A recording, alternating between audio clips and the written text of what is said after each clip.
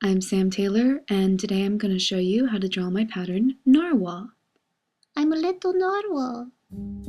On top of one of Zentangle's official cotton tiles, I'm going to use a pencil to draw a very simple curvy tentacle-shaped string.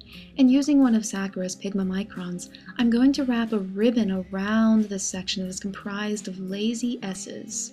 And I draw these lazy S's by jutting a line off the edge of the right side of my tentacle and have it stretch across the section so that it winds up on the other end and looks as though it wraps back around it. And then I double up this line, and depending on how fat my ribbon shapes are or how large my section is really dictates how many ribbons I can fit inside of my section.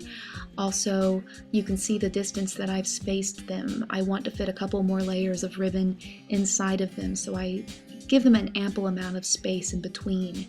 So starting in the middle of one of my sections, I'm going to add another layer, and I'm going to have this line jut off the edge just a little bit, touch my first layer, stretch across my section, and wind up on the opposite end the same.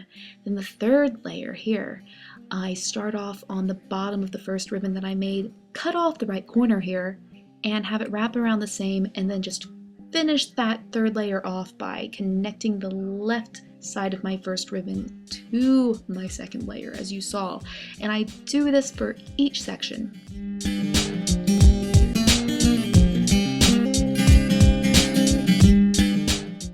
Now there is more than one way to go about shading Narwal, but I like to put most of my emphasis on that final, most narrow layer that we drew.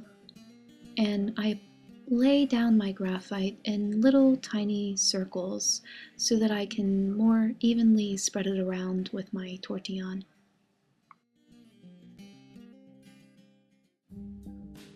I also add a little bit of graphite to the lines that separate my other layers.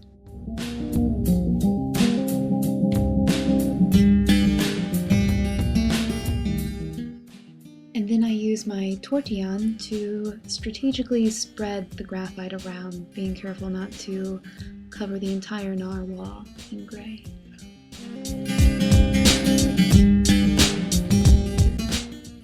Now you can squeeze narwhal into any shaped section. You are not just limited to these graduated horn or tentacle shapes.